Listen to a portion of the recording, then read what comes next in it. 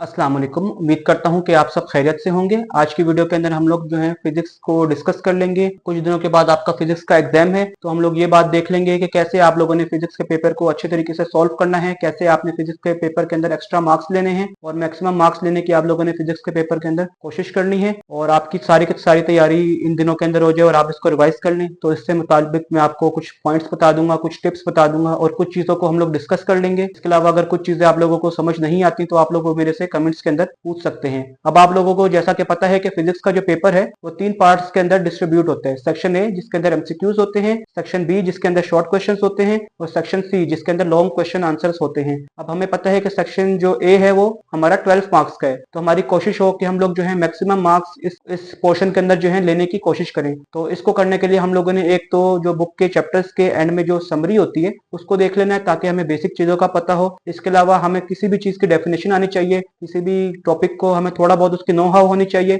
और अगर आपके जो एक्सरसाइज के एंड में जो एमसीक्यूज होते हैं अगर आप उनको कर लोगे तो आपको आइडिया हो जाएगा कि आपने एमसीक्यूज से कैसे डील करना है और कैसे आपने इसके अंदर ज्यादा से ज्यादा नंबर लेने हैं। इसके अलावा अगर तो कोई एमसीक्यू आपको नहीं आ रहा तो भी आप देखो कि कोई रिलेटेड ऑप्शन कौन सा बनता है। मोस्ट ऑफ द टाइम ऐसा होता है कि 3 जो एमसीक्यूज के आंसर्स होते हैं वो टोटली डिफरेंट होते हैं और एक जो आंसर होता है वो आपको लग रहा होता है कि ये होगा। या अगर तो ऑल ऑफ दिस वाला कोई ऑप्शन आपको लगता है कि वो होना चाहिए तो आप देखोगे कोई से 2 या 3 ऐसे एमसीक्यूज के अंदर ऑप्शंस होंगे जो एक दूसरे से मिलते जुलते होंगे। ऐसे का जो आंसर होता है वो ऑल ऑफ दीज होता है। इसके अलावा अगर तो आपने इन चीजों का खास ख्याल रखना है और केयरफुली आपने जो है एमसीक्यूज को मार्क करना है। आपके पास इसमें काफी ज्यादा टाइम होता है मार्क करने का, तो सोच कर आपने केयरफुली एक दफा जो है आपने इसको मार्क करना है, क्योंकि हमें पता है कि बाद में हम इससे डील नहीं कर सकते। अगर कोई गलत एमसीक्यू हम मार्क कर लें तो बाद में हम उसकी करेक्शन नहीं कर सकते। इसके अलावा सेक्शन बी है, सेक्शन बी के अंदर शॉर्ट क्वेश्चन आंसर्स हैं, तो सेक्शन बी सबसे जो है वो लेंथी होता है। आपका जो पोर्शन होता है सेक्शन बी का, इसके अंदर सबसे ज्यादा क्वेश्चंस होते हैं, तो घबराने की जरूरत नहीं है। आप लोगों ने क्या करना है कि कोशिश करनी है कि जो बुक के अंदर जो जितनी भी चीजें टॉपिक्स हैं उन सबको आप लोग कवर कर लो। इसके अलावा जो एक्सरसाइज के एंड में जो कॉन्सेप्चुअल क्वेश्चंस हैं वो कर लो, क्योंकि बहुत सारे जो सेक्शन बी के अंदर क्वेश्चंस होते हैं वो कॉन्सेप्ट रिलेटेड होते हैं। अगर तो आपने कॉन्सेप्चुअल क्वेश्चंस किए होंगे और चैप्टर्स की आपको अच्छी अंडरस्टैंडिंग होगी तो नो हाउ होगी आपको उनकी। तो अगर तो कोई ऐसा क्वेश्चन भी आता है जो आपको लगता है कि ये आउट ऑफ बुक है लेकिन इस सिलेबस के अंदर इंक्लूड है, तो आप उसका भी आंसर जो है आप बहुत ही कॉन्फिडेंटली उसका आंसर दे सकते हैं। इसके अलावा अगर कोई ऐसी चीज आपसे पेपर में पूछ ली जाती है जो आपको लगता है कि आपने नहीं पढ़ी, लेकिन अगर आपको लगता है कि ये इस टॉपिक से है या आपको उसकी थोड़ी बहुत नो हाउ है, तो आप अगर उसी टॉपिक को एक्सप्लेन कर दो तो उससे भी आपको कुछ ना कुछ नंबर जो है इस क्वेश्चन के अंदर मिल सकते हैं। और इसके अलावा आप लोगों ने न्यूमेरिकल क्वेश्चंस को करना है। न्यूमेरिकल क्वेश्चंस काफी ज्यादा इजी हैं। पेपर की जो बैक होती है क्वेश्चन पेपर की, उधर आपको फॉर्मूलाज दिए हुए होते हैं, तो उन फॉर्मूलाज को आपने यूज करते हुए आपने अपने क्वेश्चंस को सॉल्व करना होता है। फॉर एग्जांपल अगर तो आपका एक क्वेश्चन है कि F is equal to Q E, हमें पता है इसका फॉर्मूला है, तो अब क्वेश्चन है पेपर में आपके पास, उधर आपको गिवन है फोर्स भी गिवन है आपको, और अगर आपको चार्ज के बारे में भी बताया हुआ है, इलेक्ट्रिक फील्ड अगर आपसे कहा है कि आपने निकालनी है, तो आप देखोगे कि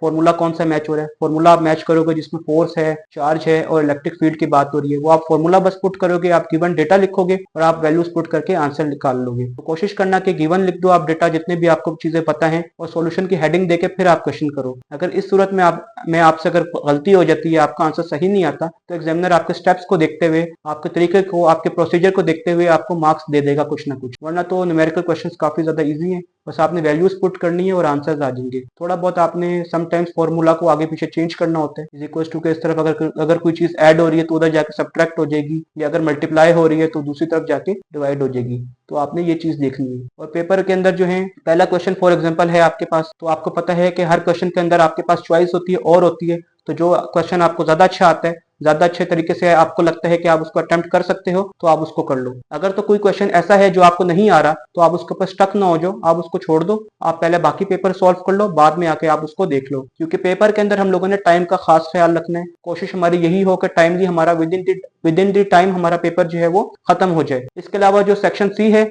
इसमें लॉन्ग क्वेश्चंस होते हैं। हमें पता है कि 4 लॉन्ग क्वेश्चंस हैं और हमने इन चारों को करना होता है अटेम्प्ट, और इसके अंदर भी आपके पास चॉइस होती है। इसके अलावा 5 मार्क्स के लॉन्ग क्वेश्चंस हैं, तो आपने बहुत ही लंबा चौड़ा लिखने की आपको कोई जरूरत नहीं है। बस आपने अगर 2D पॉइंट बात कर ली और जितनी भी चीजें आपसे पूछी हैं वो अगर आपने सारी कवर अप कर दी, इसके अलावा जो जो आपसे पार्ट्स बना के क्वेश्चन पूछे गए हैं आपने बारी बारी पार्ट्स की हेडिंग देकर आपने उनको सॉल्व करना है, ताकि एग्जामिनर आपको इसके अंदर मैक्सिमम मार्क्स दे सके। आपकी कोशिश होनी चाहिए कि आप जो हो हेडिंग दो लॉन्ग क्वेश्चन के ऊपर, और आप कोशिश कर लो कि आप एक ब्लू मार्कर यूज कर लो हेडिंग देने के लिए, और ब्लू बॉल पेन या आपके पास अगर तो ब्लू जेल पेन है या ब्लू पॉइंटर है, इसको आप यूज कर लो आंसर देने के लिए। और कोशिश करोगे अगर कहीं पे फिगर बनाने की जरूरत है तो आप वहां पर फिगर भी बनाओ, फिगर को आप कोशिश कर लो कि आप इसको ब्लैक बॉल पेन से ड्रॉ कर लो। और इसके अलावा अगर तो आपसे किसी चीज को स्टेप्स में पूछा हुआ है तो आप उसको बुलेट पॉइंट्स के अंदर या नंबरिंग करके लिख दो, इससे ज्यादा अच्छी तरीके से बात जो है आपकी कन्वे हो जाती है, तो आपको इस तरीके से मैक्सिमम मार्क्स मिल सकते हैं। कोशिश करें कि 2D पॉइंट बात लिखें, लेकिन अगर आपको लगता है कि कोई क्वेश्चन लॉन्ग ऐसा है जो आपको पूरा नहीं आता, थोड़ा बहुत पता है आपको, तो उसके अंदर आप जो आपको चीज पता है बस आप उसी की डिटेल एक्सप्लेन कर दो,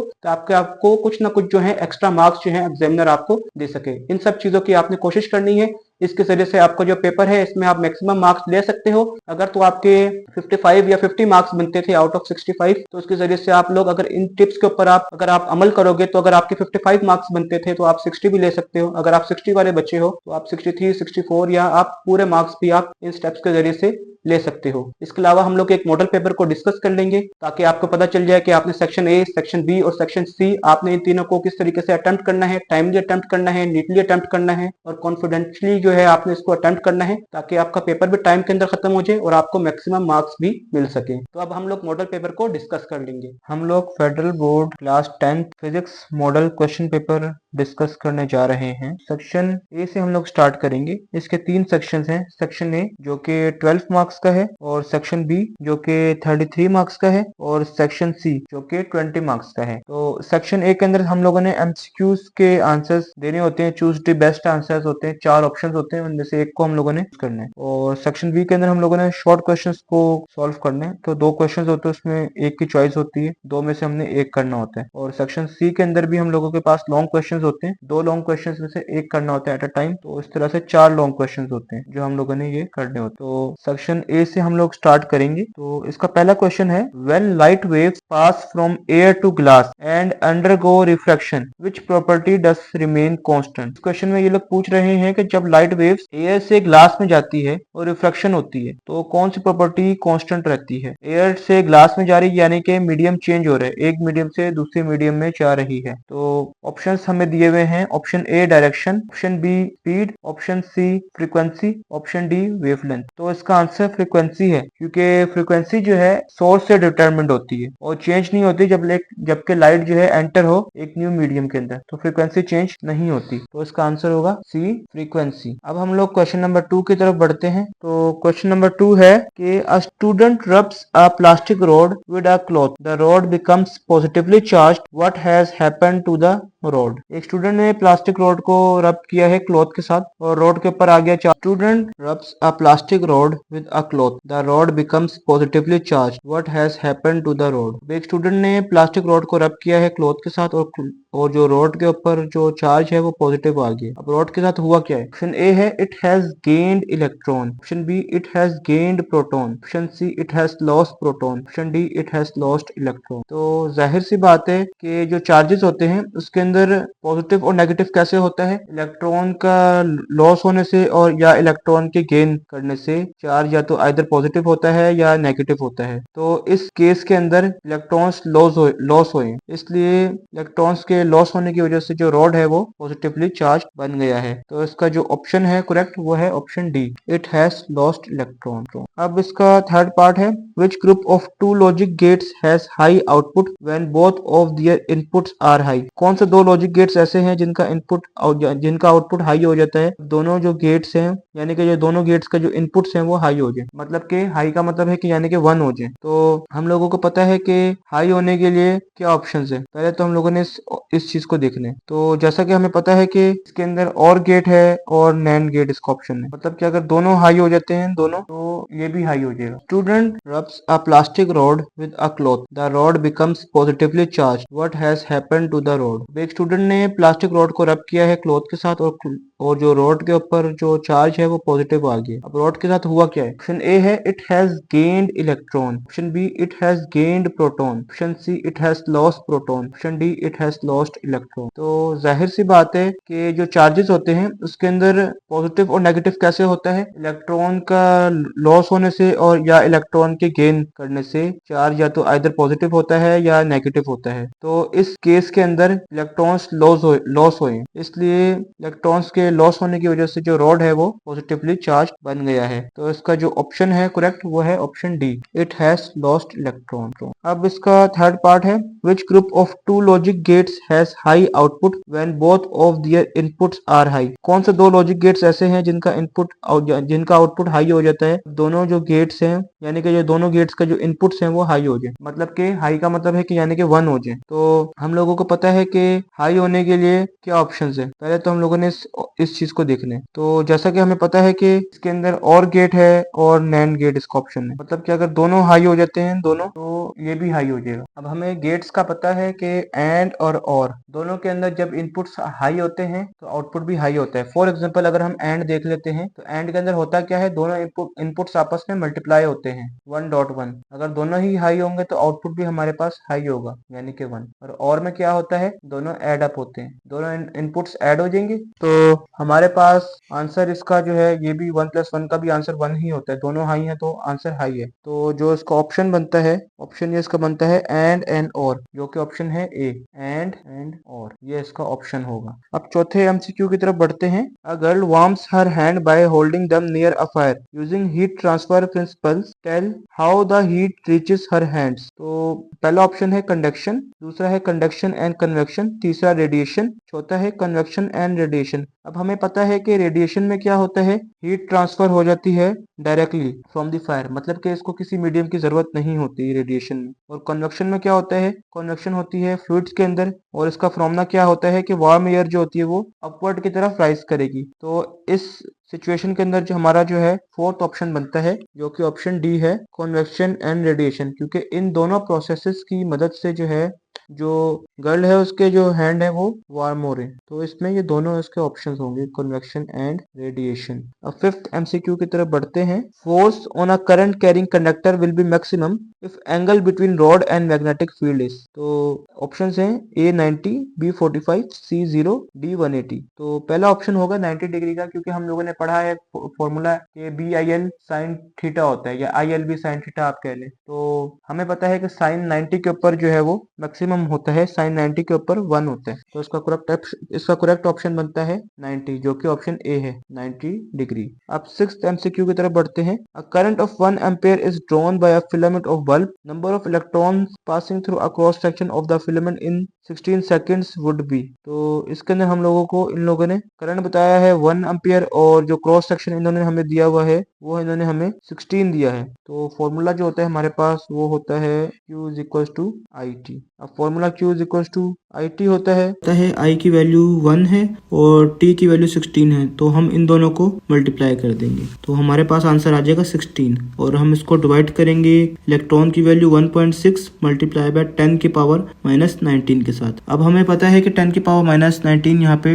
डिवाइड हो रहा है, ऊपर आके 10 की पावर 19 प्लस हो गया और 16 डिवाइडेड बाय 1.6, तो 1.6 16 का 1/10 है, तो इसलिए जब डिवाइड होगा 10 आएगा। तो 10 को अब हम लोग मल्टीप्लाई कर देंगे 10 की पावर 19 से, तो ये ऐड होके बन जाएगा 10 की पावर 20। तो इसका जो ऑप्शन बनता है वो बनता है ऑप्शन ए और ये है 10 की पावर 20। अब हम लोग 7th क्वेश्चन की तरफ बढ़ेंगे।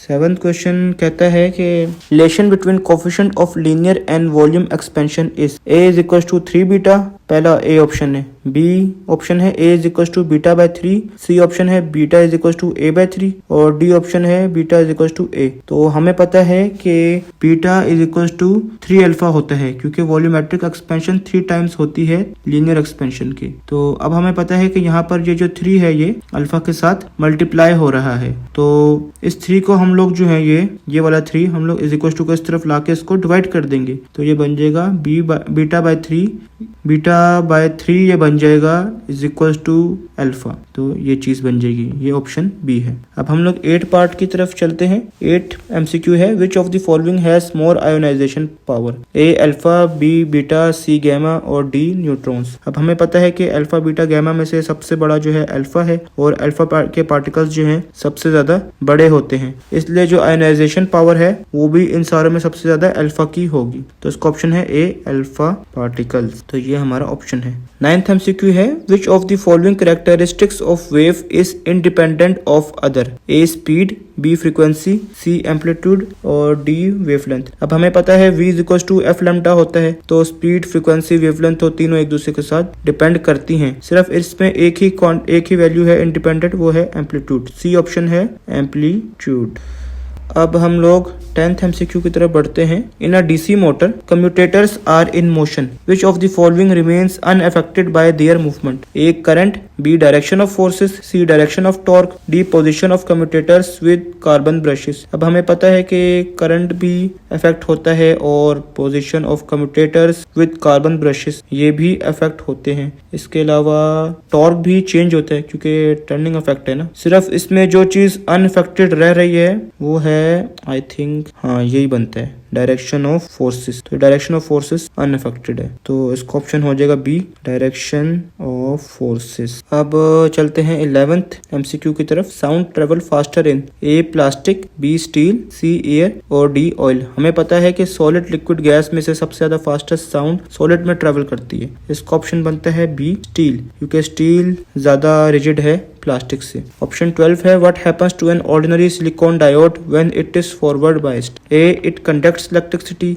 B it blocks electricity, C it emits light, D it stores energy. तो सिलिकॉन डायोड को जब बैटरी के साथ कनेक्ट किया जाता है और वो फिर फॉरवर्ड बायस बन जाता है, तो जाहिर सी बात है अगर ये फॉरवर्ड बायस बन जाएगा तो मतलब कि इसमें से करंट फिर पास होगा, और अगर करंट पास होगा तो ये कंडक्ट करेगा इलेक्ट्रिसिटी। तो इसका ऑप्शन बनता है इट कंडक्ट्स इलेक्ट्रिसिटी, और ये ऑप्शन है ए। तो इसका ऑप्शन आ जाएगा करेक्ट ऑप्शन ए। तो ये सारे के सारे एमसीक्यूज हमने कवर अप कर लिए हैं। सेक्शन बी के हम लोग शॉर्ट क्वेश्चंस को सॉल्व कर लेंगे। क्वेश्चन नंबर 2 को, तो इसका पहला पार्ट है हमारे पास, what is meant by isotope of an element? Give examples of 3 isotopes of any element. अब हम बात करेंगे पहले कि आइसोटोप्स होते क्या हैं। आइसोटोप्स वो एटम्स होते हैं एक सेम एलिमेंट के जिनका जो है एटॉमिक नंबर सेम होता है, बट इनका जो मास नंबर होता है वो चेंज होता है। मास नंबर चेंज क्यों होता है? क्योंकि नंबर ऑफ न्यूट्रॉन्स उसके अंदर कम या ज्यादा होने की वजह से मास नंबर चेंज हो जाता है, लेकिन इसके अंदर जो नंबर ऑफ प्रोटॉन्स होते हैं वो सेम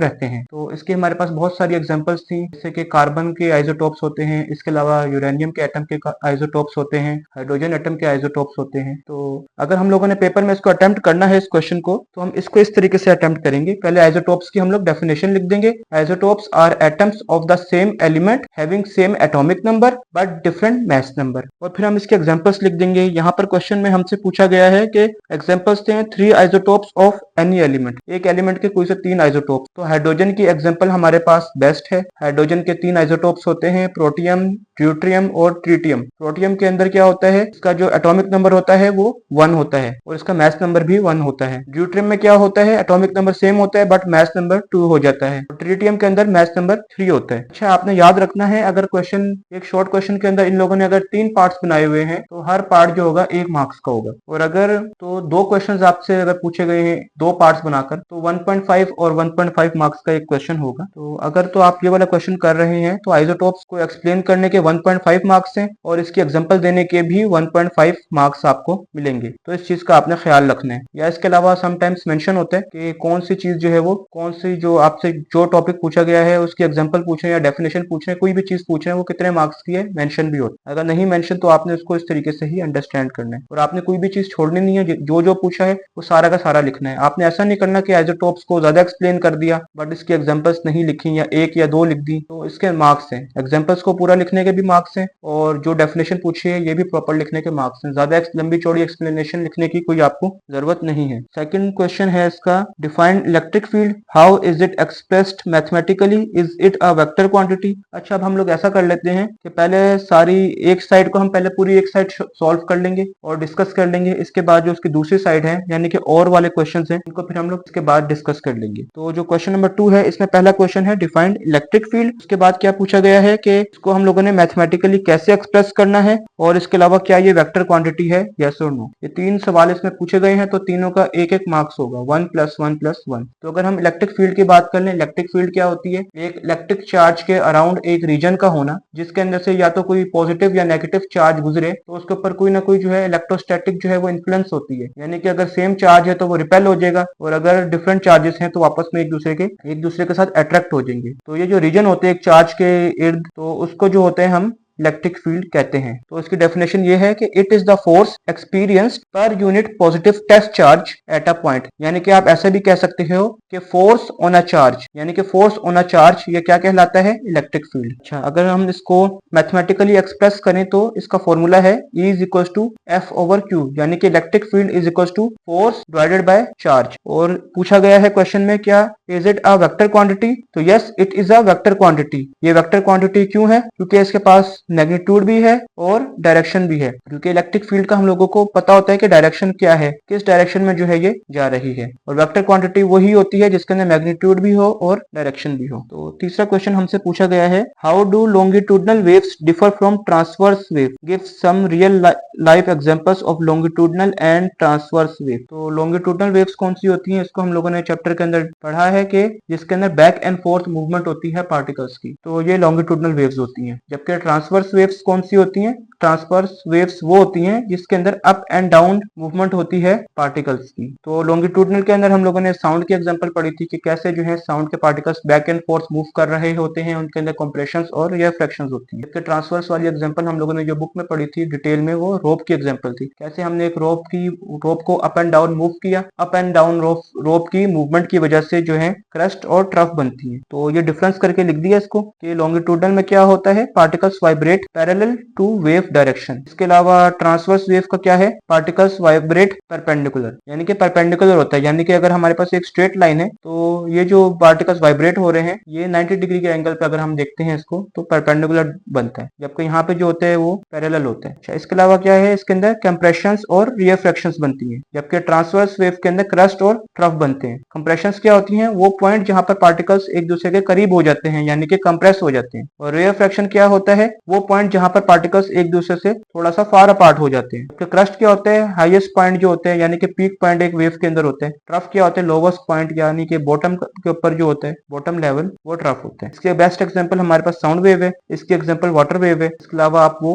रोप वाली एग्जांपल भी यहाँ पर आप मेंशन कर सकते हैं। तो अगले क्वेश्चन को हम लोग डिस्कस कर लेंगे। क्वेश्चन नंबर 4 क्या है, what is the cost of running 4 light bulbs of 100 watt each for 6 hours in a school for a month? Cost of electricity unit is ₹12 per kilowatt hour। तो ये एक न्यूमेरिकल क्वेश्चन है और इसके अंदर आपसे कुछ चीजें आपको गिवन है और आपसे क्या कहा गया है, आपने कॉस्ट निकालनी है। कॉस्ट निकालने से पहले आपको पता होना चाहिए कि इन्होंने कितनी एनर्जी जो है वो कंज्यूम की है, कितने दिन में की है, उसके बाद ही हम लोग जो है इसकी कॉस्ट फाइंड कर सकते हैं। तो पहली चीज जो हमें गिवन है वो क्या थी कि 4 बल्ब्स हैं और हर बल्ब कितनी ले रहा है, कितनी एनर्जी ले रहा है, 100 वॉट की जो है एनर्जी ले रहा है। तो 100 वॉट की एनर्जी कंज्यूम कर रहा है, तो पावर ऑफ 4 बल्ब कितनी हो जाएगी, 4 × 100 वॉट यानी कि 400 वॉट। तो ये बन जाएगा, इसको हम ऐसे भी लिख सकते हैं 0.4 किलोवाट। अच्छा जी, अब अगर हम एनर्जी की बात कर लें तो कितने घंटे ये हमारा जो है ये बल्ब जो है वो जले हैं, तो यहाँ पे लिखा हुआ है 6 आवर्स। तो एनर्जी को हम 6 से मल्टीप्लाई कर देंगे, जो हमारे पास जो 0.4 किलोवाट है इसको हम 6 से मल्टीप्लाई कर देंगे तो ये हमारे पास हो गया 2.4 किलोवाट आवर। अच्छा, तो यहाँ पर हमारे पास मेंशन था वैसे भी कि 6 आवर्स है, तो हम लोगों ने साथ में ये यूनिट जो है ये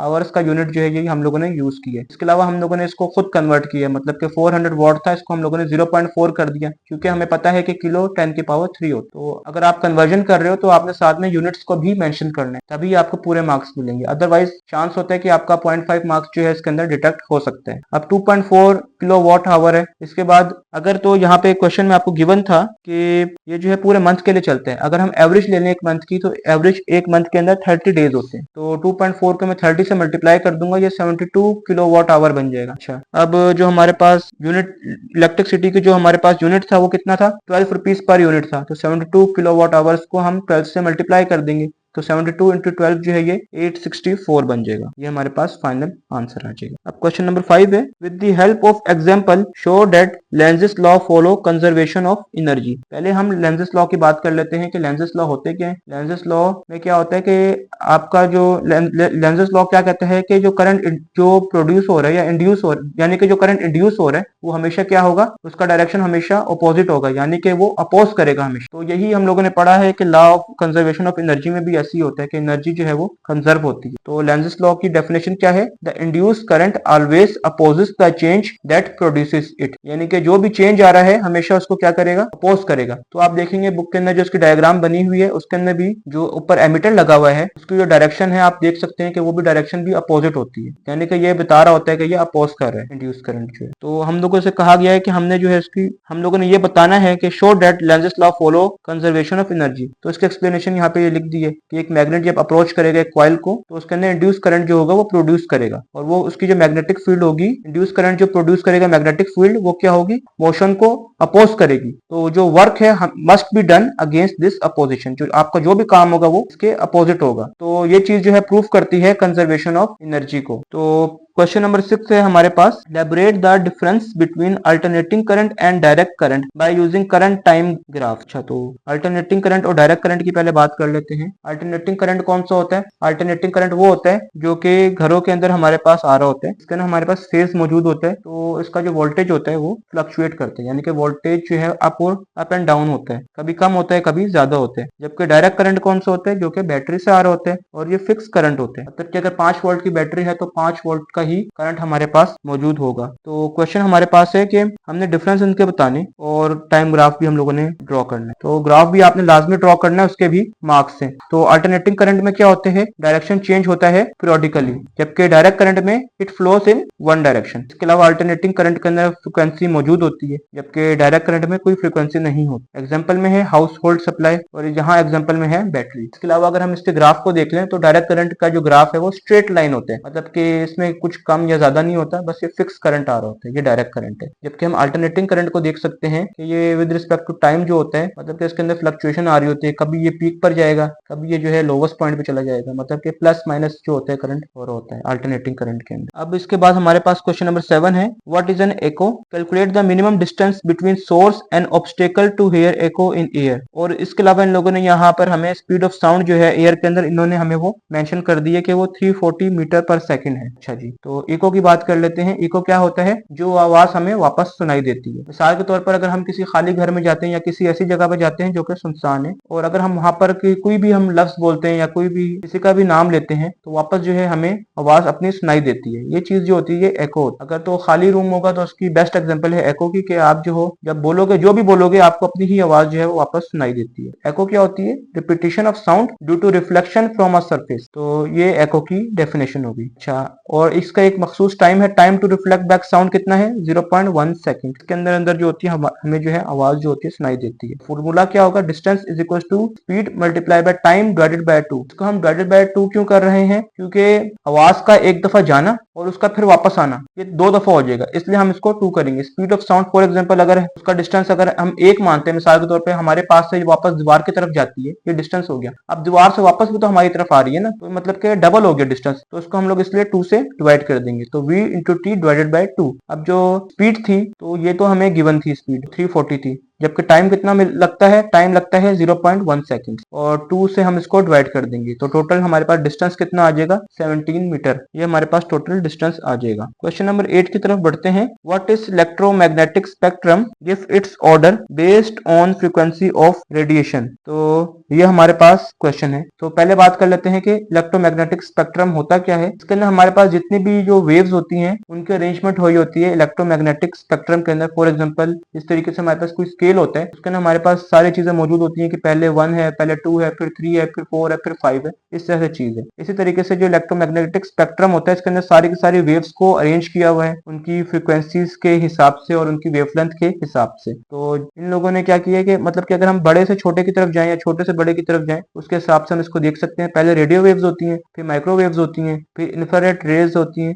वेव्स होती हैं जिसको हम IR वेव्स भी बोलते हैं, फिर विजिबल लाइट होती है जिसके अंदर ये 7 कलर्स आ जाते हैं जो कि हम लोग देख सकते हैं। इसके अलावा ना ह्यूमन बींग्स जो हैं इनको भी नहीं देख सकते और इनसे आगे वालों को भी नहीं देख सकते। फिर यूवी रेज होती हैं, वेव्स होती हैं, फिर एक्स रेज होती हैं, इसके अलावा जो है फिर उसके बाद फिर गैमा रेज हो। तो ये सारी की सारी क्या है, ये इलेक्ट्रोमैग्नेटिक स्पेक्ट्रम है। इसकी यहाँ पे इलेक्ट्रोमैग्नेटिक स्पेक्ट्रम की डेफिनेशन भी मौजूद है। फिर से मैं एक दफा एक बात क्लियर कर देता हूँ कि अगर 2 क्वेश्चंस पूछे हैं एक क्वेश्चन के अंदर तो आपने दोनों को एक्सप्लेन करना है, दोनों को एक्सप्लेन करने के मार्क्स हैं। अगर आप किसी चीज को छोड़ देते हो और दूसरी चीज को आप ज्यादा एक्सप्लेन कर देते हो तो उससे आपको मैक्सिमम मार्क्स नहीं मिल सकते। मैक्सिमम मार्क्स आपको उसी सूरत में मिलेंगे जब आप दोनों को प्रॉपर्ली एक्सप्लेन करोगे और अगर आप हर बात क्लियर नहीं करते तो आपके मार्क्स डिडक्ट होने के काफी ज्यादा चांसेस होते हैं। क्वेश्चन नंबर 9 की तरफ बढ़ते हैं। क्वेश्चन नंबर 9 क्या है, a radio active substance has a half life of 6 hours, it's initial amount is 300 grams, calculate the amount left after 18 hours. अच्छा जी, तो इसके अंदर क्या है, एक रेडियो एक्टिव सब्सटेंस का बताया गया है। रेडियो एक्टिव सब्सटेंस का क्या काम होता है, वो क्या करता है, वो रेडिएशंस जो होते हैं इमिट करता है, उसकी एक हाफ लाइफ होती है कि इस टाइम में जो है ये हाफ, इसका जो सैंपल है ये हाफ रह जाएगा। ये हाफ लाइफ का मतलब है। अगर तो 6 आवर्स हाफ लाइफ है तो मतलब, और अगर 300 ग्राम हमें दिया हुआ है तो एक हाफ लाइफ के बाद वो कितना रह जाएगा, ये हमें हम लोगों को पता होना चाहिए कि चीज जो है आधी हो रही है, उसके बाद फिर आधी हो रही है, इसके हिसाब से जो है ये चल रहा होता है। फॉर एग्जाम्पल अब हमारे पास हाफ लाइफ है 6 आवर्स और टाइम इन्होंने कितना दिया हुआ है 18 आवर्स। इसका मतलब अब हमें समझ में आ रहा है कि एक दफा हाफ लाइफ हुई, फिर दोबारा हाफ लाइफ, फिर दोबारा हाफ लाइफ। तो इसका बेसिकली एक फॉर्मूला होता है नंबर ऑफ हाफ लाइफ का कि हम टाइम को हाफ लाइफ के साथ डिवाइड कर देते हैं। तो कितनी हाफ लाइफ है हमें पता चल जाएगा, टोटल हमारे पास 3 हाफ लाइफ। तो जो अमाउंट लेफ्ट है आफ्टर 18 आवर्स वो कितनी होगी, 37.5। इसको हम, बहुत ही सिंपल क्वेश्चन है, इसको हम डायरेक्ट भी कर सकते हैं। 300 ग्राम्स था तो पहली हाफ लाइफ के बाद हमें पता है कि हाफ रह जाएगा यानी कि 150 रह जाएगा। उसके बाद फिर हाफ हो जाएगा 6 घंटे के बाद, तो कितना हो गया 150 में से अगर हम 150 को अगर हम 2 पे डिवाइड कर दें तो ये बनता है 75 रह गया। उसके बाद अगर फिर से थर्ड हाफ लाइफ अगर होती है यानी कि 18 आवर्स गुजर जाते हैं तो फिर 75 का हम हाफ कर देंगे जो कि बनता है 37 पॉइंट, मतलब कि ये इतना रह जाएगा। अच्छा जी, इसके बाद है question number 10, when will a converging lens act as a magnifying glass, show it by a ray diagram. तो इसमें आपने बताना है कन्वर्जिंग लेंस के बारे में कि कब जो है ये मैग्नीफाइंग ग्लास के तौर पर ये एक्ट करता है। जो हम लोगों के पास जो मैग्नीफाइंग ग्लास होता है उसकी बात कर रहे हैं ये लोग, कैसे जो है कन्वर्जिंग लेंस जो है एक्ट करेगा उसकी तरह से चीज को कैसे वो मैग्नीफाई कर सकते हैं, और उसकी एक रे डायग्राम है वो आपने बना के दिखानी है। तो दोनों चीजें जो है ये बुक में मौजूद है, तो आप बुक में चैप्टर नंबर 14 ऑप्टिक्स के अंदर से आप इसको देख सकते हो। इसके बाद 11th क्वेश्चन की तरफ चलते हैं, differentiate between evaporation and boiling of liquid. तो एवापोरेशन और बॉइलिंग की हम लोग बात कर लेंगे कि एवापोरेशन क्या होती है और बॉइलिंग क्या होती है। बॉइलिंग तो सिंपल है कि हम लोगों को पता है कि वाटर है, हमने इसको बॉइल कर लिया 100 डिग्री सेल्सियस के बाद, मतलब कि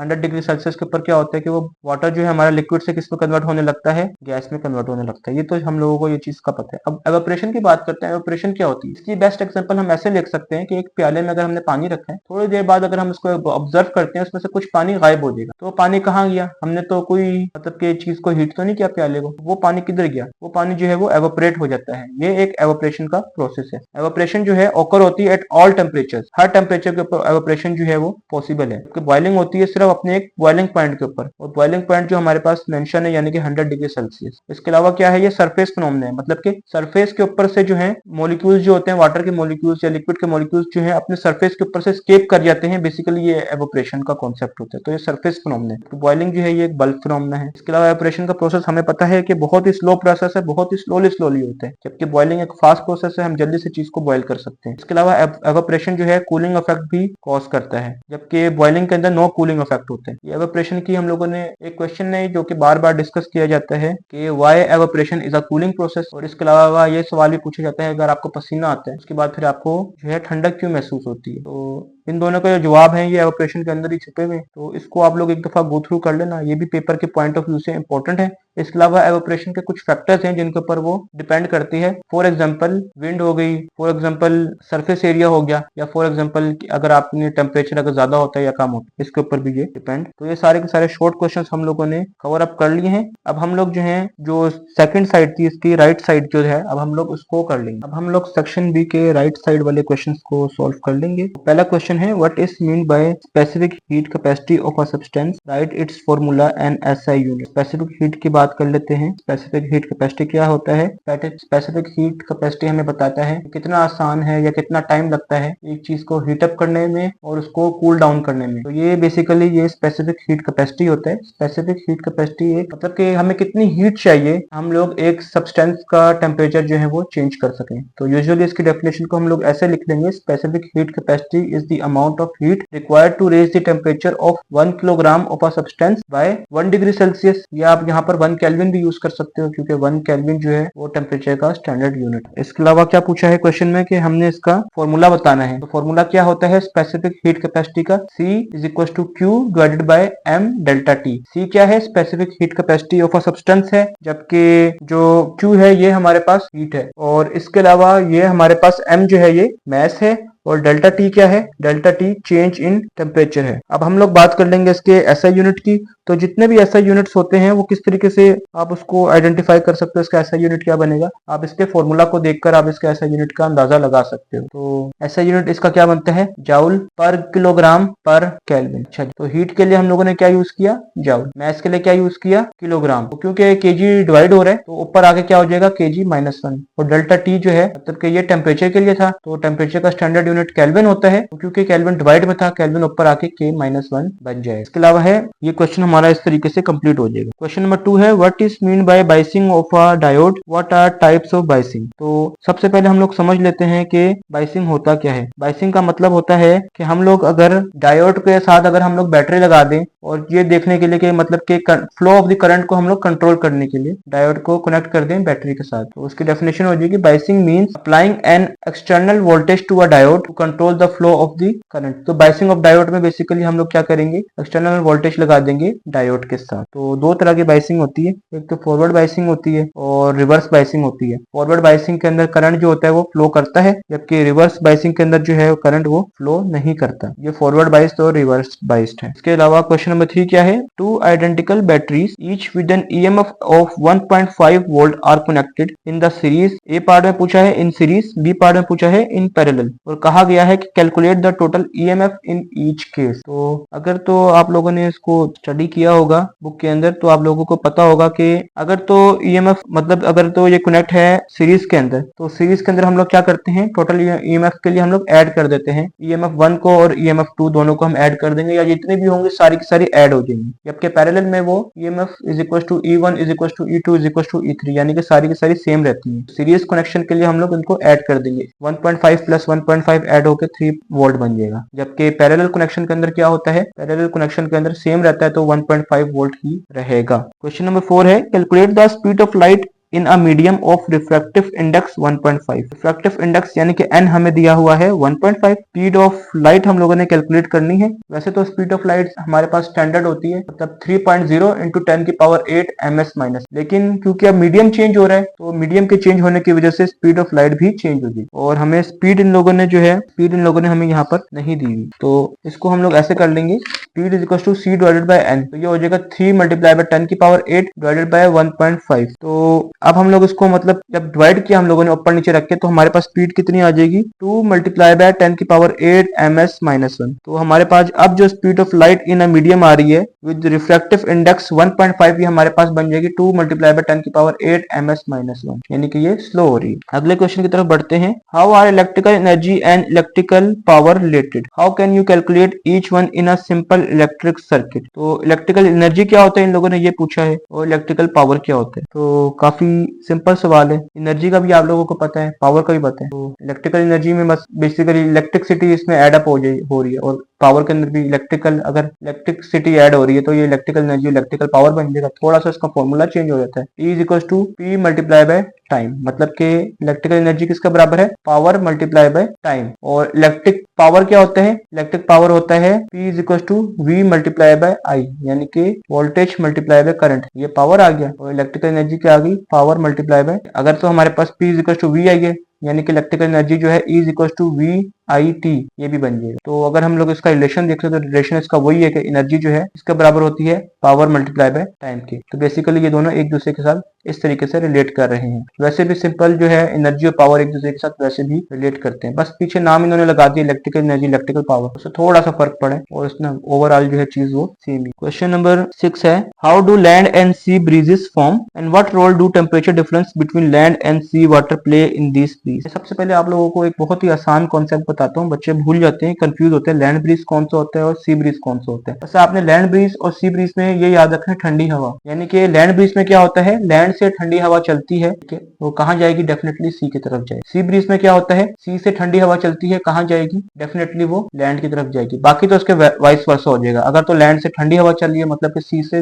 हॉट एयर जो है लैंड की तरफ आ रही है, जबकि सी ब्रीज में भी यही हो रहा है कि अगर तो सी से ठंडी हवा लैंड की तरफ आ रही है तो लैंड से जो है हॉट एयर वो सी की तरफ जा रही है। ये लैंड ब्रीज और सी ब्रीज का जो है ये कंसेप्ट हो जाएगा। और ये लैंड ब्रीज और सी ब्रीज कब होते हैं, हम लोगों ने ये चीज भी देखनी है। सी ब्रीज जो है वो हमारे पास डे टाइम में होते हैं, जबकि लैंड ब्रीज जो है हमारे पास वो नाइट टाइम में होते हैं। डे टाइम में क्या होता है, लैंड हीट्स फास्टर, तो जो हॉट एयर होती है वो राइज अप हो जाती है, कूल एयर जो होती है सी से वो मूव करती है किधर, लैंड की तरफ। जबकि नाइट में क्या होता है, land cools faster, sea remains warmer, air moves from land to sea, तो कूल एयर जो है वो लैंड से सी की तरफ जा रही है। डे और नाइट का ये फर्क होता है। क्वेश्चन नंबर 7 को देखते हैं, what are the common methods used to discharge an insulator, briefly elaborate any one method. तो बुक में तो वैसे 2 मेथड्स थे, तो कॉमन मेथड इसका यही है कि हीट कर देना या मॉइस्ट एयर के अंदर जो है इसको प्लेस कर देना, इससे जो है इन 2 चीजों से जो है इंसुलेटर डिस्चार्ज हो जाता है, हीटिंग और मॉइस्ट एयर। और यहाँ पे हम इसको डिस्कस कर लेते हैं, अर्थिंग। तो ये तीनों जो है हमारे पास ये मेथड्स हो गए, और एग्जांपल भी अर्थिंग की ही मैंने दिए यहाँ पर। कि एग्जांपल क्या है कि अगर हम कनेक्ट कर दें एक चार्ज बॉडी को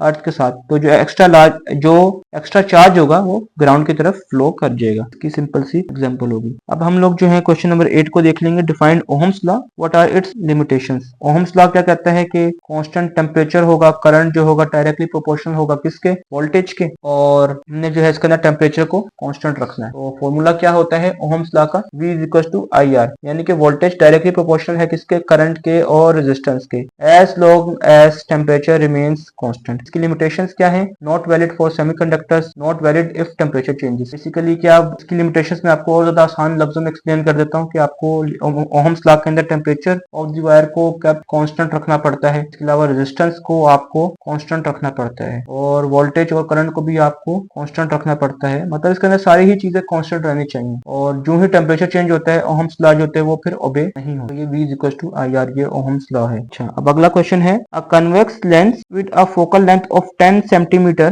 produces a linear magnification of 3। अच्छा, आगे क्या कहते हैं, एक 5 सेंटीमीटर टॉल ऑब्जेक्ट है जो कि प्लेस है 30 centimetre in front of it, और तो हम लोगों ने कैलकुलेट करना है, तो calculate the image distance and the height of the image. तो हम लोगों को यहाँ पर फोकल लेंथ कितनी दी हुई है, यहाँ पर फोकल लेंथ मेंशन है 10 सेंटीमीटर, और यहाँ पर जो है हमारे पास जो ऑब्जेक्ट प्लेस है वो भी 30 सेंटीमीटर के। तो ये भी आसान कॉन्सेप्ट है, हमारे पास फॉर्मूला है 1/f is equal to 1/v minus 1/u। तो हमारे पास जो है ये 30 सेंटीमीटर गिवन था, और फोकल लेंथ हमारे पास जो है 1/10 है। तो इनको मैं बेसिकली यहाँ पर जो है ये 1/30 है। और एक चीज मैं आपको मेंशन करना यहाँ पे भूल गया कि यहाँ पे जो हमारे पास जो ये 30 सेंटीमीटर है ये माइनस में होगा, क्योंकि ये मतलब आप समझ लो कि अपोजिट हो गया, इसलिए मतलब कि ये उल्टा होने की वजह से ये माइनस में आ जाता है। तो क्योंकि यहाँ पर 1/v माइनस 1/u था, तो यहाँ पर ये जो माइनस है ये माइनस इस -30 के साथ जो ये प्लस हो गया, माइनस माइनस प्लस हो जाते हैं, तो ये प्लस 1/30 बन जाएगा। अब जब ये 1/30 इधर प्लस हो रहा है इज इक्वल टू के ये इस तरफ जाके क्या हो जाएगा, ये माइनस हो जाएगा, यानी कि 1/v is equal to 1/10 minus 1/30। तो ये हमारे पास बन जाएगा 2/30। अगर मेरे पास v निकल आएगा, सिंपल v मेरे पास क्या आ रहा है 30/2, इसको मैं डिवाइड कर दूंगा तो मेरे पास v कितना बन गया 3 सेंटीमीटर। तो इस तरीके से मैंने इसको ये कैलकुलेट कर लिया। अब मैं डिस्कस करूंगा convex lens with a focal length of 10 centimetre produces a linear magnification, और बता रहे हैं कि इसके अंदर एक ऑब्जेक्ट जो है प्लेस है 30 centimetre in front of it, calculate the image distance and the height of the image formed. तो हमारे पास फोकल लेंथ हमें दी हुई है 10 सेंटीमीटर दी हुई है और हमारे पास जो इमेज जो प्लेस है वो 30 सेंटीमीटर के ऊपर है। तो क्योंकि उल्टा होने की वजह से ये हमारे पास जो है ये माइनस हो गया, -30 सेंटीमीटर। अब हमारे पास फॉर्मूला होता है 1/f is equal to 1/v minus 1/u। तो वैल्यूज को मैं रिप्लेस कर दूंगा, 1/f की जगह आ गया 1/10 इज इक्वल टू 1/v। और यहाँ पर जब मैंने -30 को रिप्लेस किया 1/u के साथ, तो हमें पता है कि ये भी माइनस था और ये वैल्यू भी माइनस में है, तो माइनस माइनस क्या हो जाएगा, प्लस हो जाएगा। तो यहाँ पे आ गया प्लस 1/30। अच्छा, अब ये 1/30 प्लस हो रहा है इज इक्वल टू के इस तरफ ये आके माइनस हो जाएगा, तो 1/v आ जाएगा हमारे पास 1/10 माइनस 1/30। तो इसका एलसीएम ले लेंगे, हमारे पास 2/30 हो जाएगा। अब मैंने v निकालना था तो मैं इन दोनों का रेसिप्रोकल ले लूंगा, v is equal to 30 divided by 2 हो गया। तो इनको जब मैं डिवाइड करूंगा दोनों को 30 और 2 को, तो v is equal to 15 centimetre हमारे पास आ गया। इस तरीके से हम लोगों ने इसकी इमेज डिस्टेंस और हाइट ऑफ द इमेज को हम लोगों ने कैलकुलेट कर लिया है। अब क्वेश्चन नंबर 10 की तरफ बढ़ते हैं। How does the wavelength of a wave change if it's frequency is doubled in a medium while its speed remains constant. ये पूछ रहे हैं कि एक वेवलेंथ वेव की कैसे चेंज होती है अगर तो उसकी फ्रीक्वेंसी जो है वो डबल हो जाती है। तो हमारे पास वेवलेंथ का जो रिलेशन होता है v is equal to f lambda होता है। अगर तो फ्रीक्वेंसी जो है वो डबल हो जाएगी तो स्पीड जो है वो कांस्टेंट रहेगी, और वेवलेंथ जो है लेकिन इसकी ये जो है ये हाफ हो जाएगी। क्यों वेवलेंथ क्यों हाफ हो रही है, क्योंकि अगर हम देखें f है यहाँ पर और ये जो वेवलेंथ है इधर ये जो है मल्टीप्लाई में इज इक्वल टू के इस तरफ आकर ये डिवाइड हो जाएगी, और इन दोनों का आपस में क्या बनता है, इन दोनों का आपस में इनवर्स रिलेशन बनता है। तो इनवर्स रिलेशन के बनने की वजह से अगर तो फ्रीक्वेंसी मतलब कि डबल होती है तो वेवलेंथ इसकी हाफ हो जाएगी। आप हम लोग इसको ऐसे भी लिख सकते हैं, यानी कि अगर ये 2 हो रही है तो वेवलेंथ इसकी फिर हाफ हो जाएगी, 2 इधर मल्टीप्लाई हो रहा है उधर आके फिर ये डिवाइड हो जाएगी। तो ये इसका बेसिक कॉन्सेप्ट है। आगे है why does the sky, last question है why does the sky appear blue during the day. तो ये भी काफी इजी क्वेश्चन है, ये आपका कॉन्सेप्चुअल क्वेश्चन था और बुक में भी मौजूद है व्हाई स्काई अपीयर्स ब्लू, और ये काफी दफा पूछा जाता है, काफी इंपॉर्टेंट सवाल है। तो हमें पता है कि लाइट जो है वो स्कैटर करती है, ब्लू लाइट की सबसे ज्यादा शॉर्टर वेवलेंथ होती है। आप लोगों ने बस ये याद रखना है विबग्योर। विबग्योर में क्या है, वायलेट, इंडिगो और ये सारे के सारे कलर्स जो है ये मौजूद है, ब्लू और ग्रीन, ऑरेंज, रेड। तो अगर देखा जाए तो जितने भी जो नजर आने वाले जो करंट मतलब के कलर्स हैं लाइक रेड है, तो रेड की जो वेवलेंथ होती है वो सबसे ज्यादा होती है, और एज कम्पेयर टू ये जो ब्लू होता है, ब्लू के अंदर जो होती है सबसे छोटी वेवलेंथ होती है, और जिस कलर की सबसे छोटी वेवलेंथ होती है वो सबसे ज्यादा स्कैटर करता है। तो ब्लू जो है स्काई के अंदर सबसे ज्यादा स्कैटर करता है, तो इसलिए जो है स्काई जो है वो अपीयर्स होता है ब्लू। ये इसका आंसर था। सारे के सारे शॉर्ट क्वेश्चंस हमारे कवर अप हो चुके हैं। सेक्शन सी को डिस्कस कर लेंगे। इसमें हम लोगों ने सारे क्वेश्चंस को अटेम्प्ट करना है और हर क्वेश्चन जो है इसमें इक्वल मार्क्स के हैं। तो क्वेश्चन नंबर 3, 4, 5 और 6, और हर क्वेश्चन के अंदर चॉइस है, मतलब कि और का आपके पास ऑप्शन मौजूद है। पहला क्वेश्चन है what is conduction, explain it on the basis of kinetic theory of solids, what makes metal better conductors than other substances. तो कंडक्शन की बात कर लेते हैं। कंडक्शन क्या होता है, वो प्रोसेस होता है जो सॉलिड्स के अंदर ओकर होता है, और इसके अंदर क्या होता है, हीट ट्रांसफर होती है हॉट ऑब्जेक्ट से कोल्ड ऑब्जेक्ट की तरफ। तो इसकी डेफिनेशन देख लेते हैं कंडक्शन की। It is the process of transfer of heat from hotter part of the body to the colder part without the actual movement of particles of the medium. अच्छा, अब हम डिस्कस करेंगे कि इसकी थ्योरी क्या है, काइनेटिक थ्योरी ऑफ सॉलिड्स। तो theory क्या कहती है, particles in solids are closely packed. अब वो फिनोमेना हम सारा समझ लेंगे। इसमें हो They cannot move freely but vibrate about their mean position. When one end of a solid is heated, the particles at the end gain kinetic energy. Particles vibrate rapidly and transfer energy to other particles through collisions. The transfer of energy continues from particle to particle. Heat flows from hot end to cold end without movement of matter. तो इसके अंदर सारा process हमें deeply explain, इससे पता चल जाता है सारा का सारा कि कैसे जो है कंडक्शन ओकर होती है। अब हम लोग इसके बाद डिस्कस कर लेंगे मेटल्स क्यों होते हैं better conductors. Metals better conductors इसलिए होते हैं कि उनके अंदर जो है large number of free electrons मौजूद होते हैं, और free electrons move easily inside the metal. Free electrons gain energy and quickly transfer it to other electrons and atoms. तो इन वजूहात की वजह से मेटल्स जो हैं वो बेटर कंडक्टर्स होते हैं देन अदर सब्सटेंसेस। अब कोशिश ये करनी है कि क्वेश्चन में जो भी कुछ पूछा गया है उसको सारा एक्सप्लेन करें। जैसे ये बुलेट पॉइंट्स हैं, इसकी फॉर्म में हम लोगों ने क्वेश्चन को लिखना है। अब अगर हम बुलेट की फॉर्म में अगर क्वेश्चंस को लिखते हैं तो हमें मैक्सिमम मार्क्स मिल सकते हैं, क्योंकि इसमें सारी चीज़ जो है डिटेल में एक्सप्लेन हो गई। इसके अलावा metals are better conductors of heat because, इसको अगर हम एक ब्लू मार्कर से लिखना ज़्यादा अच्छा हो जाएगा, और इसका मेटल का एम जो है ये कैपिटल हो जाएगा। और कोशिश होकर इसकी फिर हम लोगों ने नंबरिंग कर दी कि क्या वजूहात हैं इसकी। इसके अलावा यहाँ पर काइनेटिक थ्योरी की हम लोगों ने जो है वो हेडिंग दे दी, और यहाँ पर जो है इसकी नंबरिंग कर दी। इसकी वजह से ये कि हम इसको इसको मतलब कि ज़्यादा अच्छे तरीके से एक्सप्लेन कर पाएंगे और हमारे मैक्सिमम मार्क्स आने के चांसेस हैं। अब क्वेश्चन नंबर 2 की तरफ बढ़ते हैं। क्वेश्चन नंबर 2 है draw a comparative sketch illustrating the loudness and pitch of sound wave, also give their brief description. तो इसके अंदर अब हम लोगों ने लाउडनेस और पिच का बताना है, इसके अलावा इनके जो ग्राफ्स हैं उसको हमने स्केच करना है। Loudness depends upon amplitude of wave, greater amplitude greater मतलब louder sound, smaller amplitude softer sound. तो लाउडनेस जो है डिपेंड कर रही है। अब हम देख लेते हैं कि जो ये लाउड साउंड है इसको हम देख सकते हैं कि इसका जो एम्पलीट्यूड है ये कितना ज्यादा है। अब ज्यादा एम्पलीट्यूड होने की वजह से लाउडनेस जो है वो बढ़ जाएगी। इसी तरीके से फेंट साउंड है, इसका एम्पलीट्यूड कम है, तो एम्पलीट्यूड के कम होने से ये फेंट साउंड है। अब एम्पलीट्यूड क्या होता है? मैक्सिमम डिस्प्लेसमेंट जो कि मीन पोजीशन से एक्सट्रीम पोजीशन की तरफ होती है। मतलब आप ऐसा समझ लें कि जो मीन पोजीशन है वहां से लेकर जो क्रस्ट तक का जो डिस्टेंस होता है ये एम्पलीट्यूड होता है। अब अगर पिच की बात करें तो पिच डिपेंड करती है फ्रीक्वेंसी ऑफ अ वेव पे। High frequency high pitch, low frequency low pitch. So high frequency means high pitch and low frequency means low pitch, यानी कि फ्रीक्वेंसी का पिच के साथ डायरेक्ट रिलेशन है। जितनी ज्यादा फ्रीक्वेंसी उतनी ज्यादा पिच। यहाँ लो पिच है क्योंकि फ्रीक्वेंसी लो है। हाई पिच में फ्रीक्वेंसी भी हम देख सकते हैं ज्यादा है, नंबर ऑफ साइकिल्स ज्यादा हैं। अब डिस्क्रिप्शन भी इनके डिस्कस कर लेंगे लाउडनेस और पिच की। लाउडनेस क्या है? Loudness is the sensation that is produced in the air which enables us to distinguish between loud and soft sound.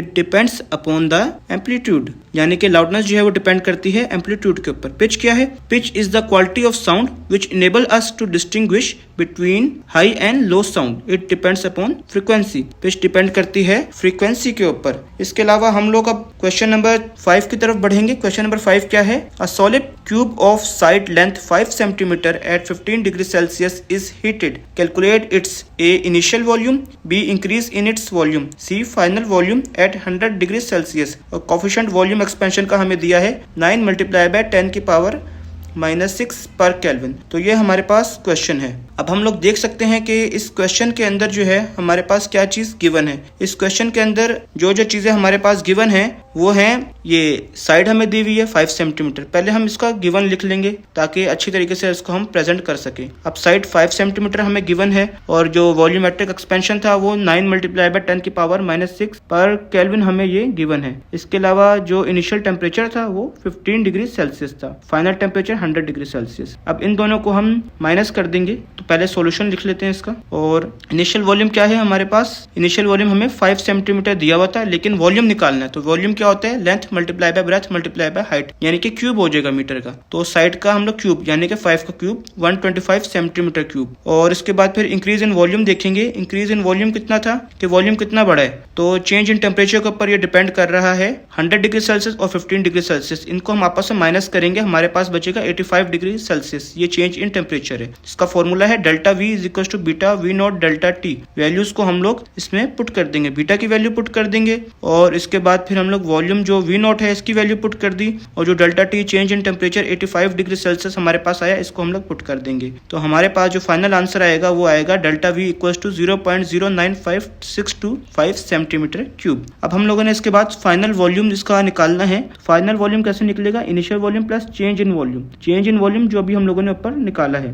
तो वॉल्यूम है हमारे पास 125 प्लस और जो ये हमारे पास चेंज इन वॉल्यूम था 0.09565। तो फाइनल आंसर आएगा 125.096 सेंटीमीटर क्यूब। आगे मैंने लिख रहा क्योंकि ये बहुत ही छोटी वैल्यू है। हम देख सकते हैं कि रियल लाइफ के अंदर भी हमें इतनी ज्यादा एक्सपेंशन चीजों के अंदर मौजूद, मतलब कि हमें नजर नहीं आती इतनी ज्यादा एक्सपेंशन। इसलिए क्वेश्चन नंबर 6 है what is meant bye transformer, explain the working of a simple iron core transformer, give transformer equation. तो ट्रांसफॉर्मर क्या होता है? ट्रांसफॉर्मर वो इलेक्ट्रिकल डिवाइस है जो कि इंक्रीज करती है या डिक्रीज करती है अल्टरनेटिंग वोल्टेज। तो इसकी डेफिनेशन है a transformer is an electrical device used to increase और decrease alternating voltage without changing frequency. अब अगर हम लोग ट्रांसफॉर्मर की कंस्ट्रक्शन की बात कर लें तो ट्रांसफॉर्मर की कंस्ट्रक्शन के अंदर होता क्या है? एक लैमिनेटेड सॉफ्ट आयरन कोर होती है, एक प्राइमरी कॉइल होती है और एक सेकेंडरी कॉइल होती है। इसकी अगर हम लोग डायग्राम बना लें तो वो कुछ इस तरह की हो जाएगी। यहाँ पर एक ये लेमिनेटेड आयरन कोर आ जाएगी और साथ में जो है प्राइमरी कॉइल और सेकेंडरी कॉइल आ जाएगी। ये जो है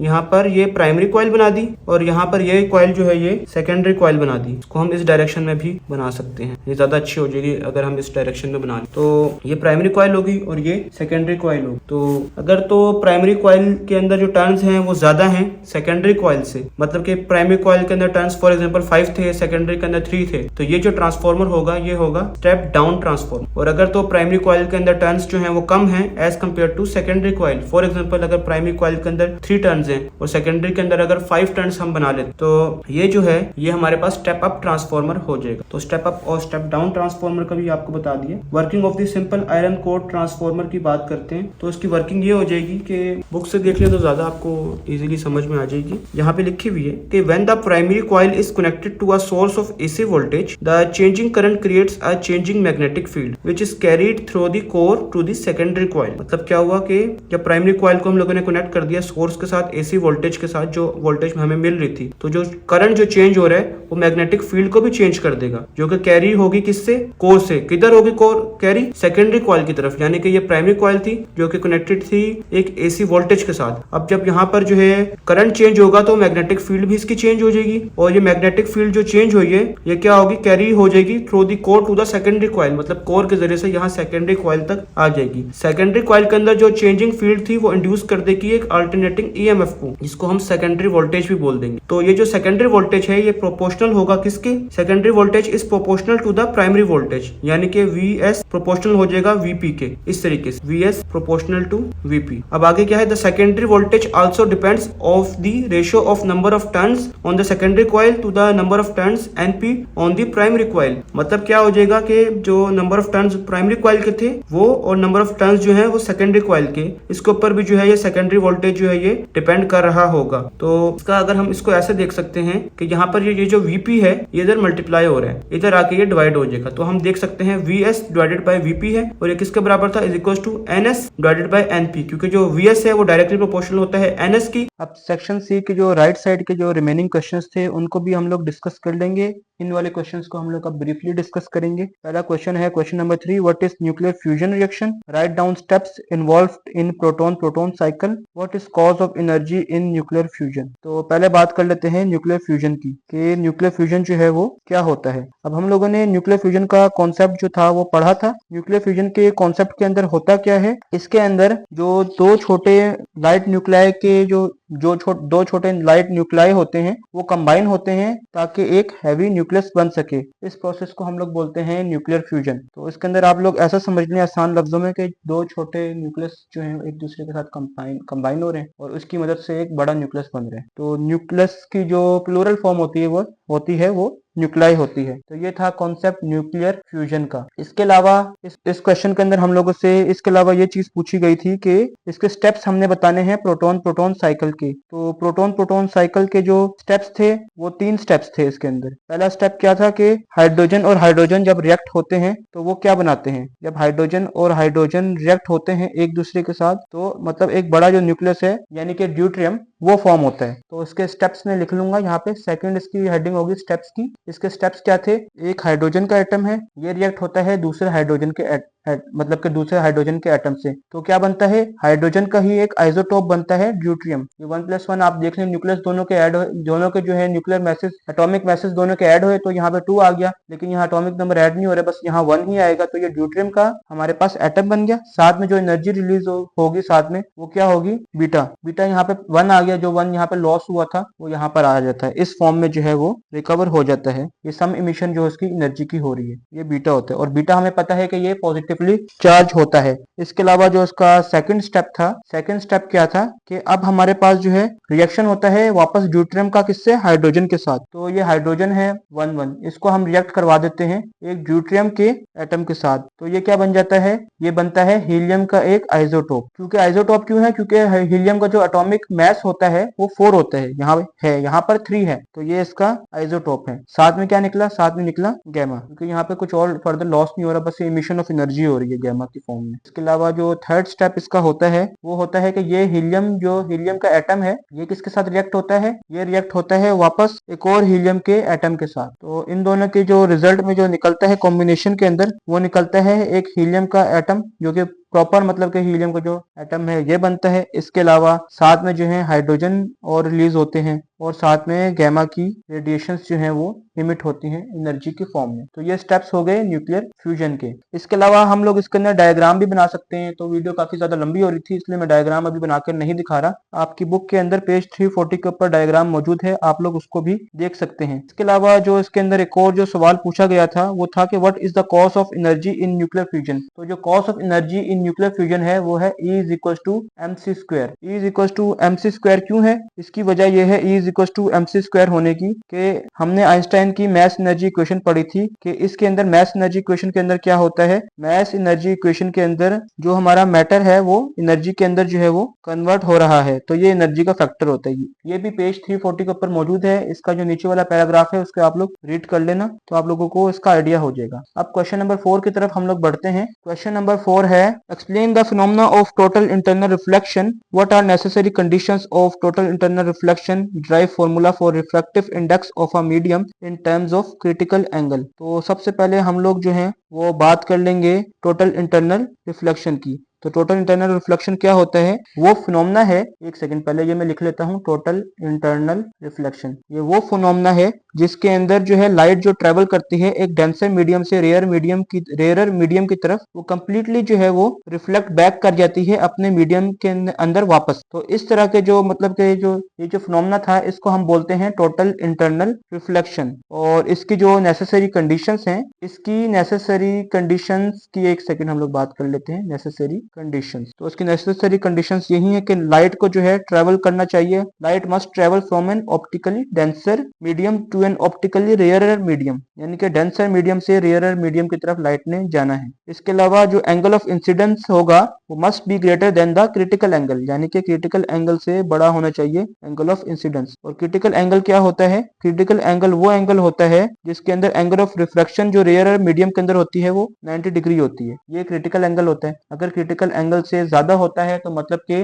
रिफ्लेक्शन होती है, अगर तो क्रिटिकल एंगल से कम होती है मतलब कि रिफ्रैक्शन होती है। और अगर पूरा 90 डिग्री के ऊपर अगर आपकी जो रे है अगर वो बेंड करती है तो ये क्रिटिकल एंगल हमारे पास जो है ये बन जाता है। इसके अलावा जो रिफ्रैक्टिव इंडेक्स था इसकी इन लोगों ने डेरिवेशन का भी आपसे बोला था कि आप इसको ड्राइव करें। तो इसके अंदर जो एंगल बनता है हमारे पास वो 90 डिग्री का एंगल बनता है, और हमें याद है कि इसकी डेरिवेशन वही वाली थी जो स्नेल्स लॉ की थी, इसकी डेरिवेशन ये आ जाएगी इसकी डेरिवेशन। तो क्वेश्चन के अंदर था कि हम लोगों ने इक्विवेलेंट रेजिस्टेंस निकालनी है 3 रेजिस्टर्स की जो कि कनेक्टेड है पैरेलल के अंदर। अब हमें पता है कि पैरेलल के अंदर क्या होता है, 1/R इक्विवेलेंट हम लोगों ने निकालनी होती है। तो ये हो जाएगी 1/R1 plus 1/R2 plus 1/R3, यानी कि 1/R1 यानी कि 1/5 फिर प्लस 1/10 प्लस 1/15। तो अगर हम लोग इन तीनों का एलसीएम ले लेंगे हमारे पास आंसर आ जाएगा 11/30। तो ये हमारे पास जो है इन तीनों का एलसीएम लेने के बाद आंसर आ जाएगा। तो इसका हमने R इक्विवेलेंट निकालना है तो हम इन दोनों को फ्लिप कर लेंगे, यानी कि दोनों का रेसिप्रोकल ले लेंगे। तो R इक्विवेलेंट जो हमारे पास आ जाएगा वो आ जाएगा 30/11, और 30/11 बनता है 2.73। ये हमारे पास जो है इसका आंसर आ जाएगा। इसके अलावा सेकंड पार्ट के अंदर हम लोगों ने निकालना था करंट अक्रॉस ईच रेजिस्टर। तो करंट निकालने का फॉर्मूला होता है I is equal to V divided by R। अब हमें पता है कि V कितना है हमारे पास 30, ये तो हमें फिक्स दिया हुआ है। तो अक्रॉस ईच रेजिस्टर हमने निकालना है, यानी कि 30/5 कर देंगे तो हमारे पास आंसर आ जाएगा 6। इसी तरीके से अगर हम लोग कर देंगे 30/10 तो हमारे पास आंसर आ जाएगा इसका 3, और अगर हम कर देंगे 30/15 तो हमारे पास इसका आंसर आ जाएगा 2। और ये तीनों क्योंकि करंट निकाले हैं हमने तो करंट का यूनिट होता है एम्पेयर, तो इन तीनों को हम लोग एम्पेयर के अंदर लिख देंगे। इसके अलावा हम लोगों ने टोटल करंट निकालना था, तो टोटल करंट यानी कि I is equal to I1 plus I2 plus I3, ये तीनों के बराबर होगा। तो I1 कितना है 6, I2 कितना है 3 और I3 कितना है 2। तो इन तीनों को हम लोग ऐड कर देंगे हमारे पास टोटल करंट आ जाएगा 11 एम्पेयर। अब हम लोग चलते हैं क्वेश्चन नंबर 4 की तरफ। क्वेश्चन नंबर 4 में क्या कहते हैं, differentiate between digital and analog electronics. तो डिजिटल वर्सेस एनालॉग हम इसकी बात कर लेंगे। अगर तो पेपर में इस तरह का क्वेश्चन आता है तो आप लोगों ने बीच में लाइन लगाकर इसको डिफरेंशिएट कर देना है और इसकी फॉर्म में आपने बताना है। तो अब बात कर लेते हैं कि डिजिटल और एनालॉग होता क्या है। डिजिटल सिग्नल्स वो होते हैं जो कि कंप्यूटर के सिग्नल्स होते हैं और वो किस फॉर्म में होते हैं, डिस्क्रीट फॉर्म में होते हैं, डिस्क्रीट। जबकि एनालॉग सिग्नल्स जो होते हैं वो कंटिन्यूस सिग्नल्स होते हैं और ये वेव्स की फॉर्म में होते हैं, कंटिन्यूस। इसके अलावा डिजिटल सिग्नल्स की जो वेव्स बनती हैं वो स्क्वायर वेव्स बनती हैं, ये इस फॉर्म में होते हैं, ये डिजिटल सिग्नल्स होते हैं स्क्वायर वेव्स की फॉर्म में। और जबकि जो एनालॉग सिग्नल्स होते हैं वो साइन वेव की फॉर्म में होते हैं, यानी कि इस फॉर्म में होते हैं, जो वेव बन रही होती है हमारे पास। और जो डिजिटल सिस्टम्स होते हैं ये लॉजिक गेट्स के अंदर यूज हो रहे होते हैं, जबकि एनालॉग सिस्टम जो है वो रजिस्टर्स वगैरह के अंदर जो है वो यूज हो रहे होते हैं। इसके अलावा इजी है स्टोर करना डिजिटल सिग्नल्स को, जबकि एनालॉग सिग्नल्स को स्टोर करना हार्ड है। और इसके अलावा हम लोग देख सकते हैं इसके एग्जांपल। तो एग्जांपल क्या है, डिजिटल कहाँ यूज होते हैं, कंप्यूटर्स के अंदर, जबकि एनालॉग कहाँ यूज होते हैं, एनालॉग यूज होते हैं जो पुराने रेडियो थे, रेडियो प्लेयर या थर्मोमीटर, उसके अंदर यूज होते थे एनालॉग सिग्नल्स। तो ये एनालॉग और डिजिटल का सबसे जो सिंपल डिफरेंस था ये हम लोगों ने लिख दिया है। इसके अलावा एक क्वेश्चन इन्होंने और भी पूछा है एक पार्ट के, अभी भी क्यों जो है, मतलब कि अभी हमसे ये पूछा था कि डिजिटल सिग्नल्स क्यों अच्छे हैं एनालॉग सिग्नल्स से। तो इसकी वजह यह है कि डिजिटल सिग्नल्स इजीली स्टोर हो सकते हैं और इसके अंदर जो होते हैं डिजिटल सिग्नल्स ज्यादा रिलायबल होते हैं। और इसके अलावा जितने भी मॉडर्न डिवाइसेस हैं वो सब की सब डिजिटल इलेक्ट्रॉनिक्स के ऊपर वर्क करती हैं। और जो डिजिटल सिग्नल्स होते हैं इनका जो इनपुट होता है स्टेबल होता है। लेकिन स्टिल अगर अभी भी हम लोग देखते हैं, ये वाली बात आपने पेपर में नहीं लिखनी, जो मैं आपको एडिशनल बता रहा हूँ, अभी भी हम देखते हैं तो एनालॉग सिग्नल्स या एनालॉग इलेक्ट्रॉनिक्स अभी भी यूज होती है। क्योंकि जो हम रियल टाइम के ऊपर जो डेटा को देखते हैं, फॉर एग्जाम्पल जो सेंसर्स वगैरह का जो डेटा होता है, सेंसर्स का डेटा हो गया, या जो रियल टाइम के अंदर अगर हम लोगों ने डेटा को देखना है, अगर हमें हर सेकंड के लिए हमें डेटा को मॉनिटर करना है, तो उसके अंदर हम लोग एनालॉग इलेक्ट्रॉनिक्स को यूज करते हैं। क्योंकि इसके अंदर जो होती है, यहाँ से इस पॉइंट से लेकर इस पॉइंट तक हम लोग देख सकते हैं, यहाँ पर इनफाइनाइट पॉइंट्स होते हैं। जबकि ये जो डिजिटल डेटा होता है ये 0 होता है, ये 1 होते हैं, इसके फॉर्म में होते हैं। और यहाँ पर इनफाइनाइट पॉइंट्स होते हैं, ये होते हैं। ये भी आप डिजिटल और एनालॉग के डिफरेंस में लिख सकते हैं कि 0 और 1 की फॉर्म में होता है। जबकि यहाँ पर क्या होता है, इनफाइनाइट पॉइंट्स के, 2 पॉइंट्स के दरमियान इनफाइनाइट पॉइंट्स होते हैं। तो ये चारों लॉन्ग क्वेश्चंस भी हमारे कवर हो गए और हमारा पूरा सेक्शन सी कवर हो गया। अगर आप लोगों को कोई डाउट है मॉडल पेपर के अंदर, या अगर आपने फिजिक्स से रिलेटेड कोई भी चीज पूछनी है तो आप लोग कमेंट में पूछ सकते हैं।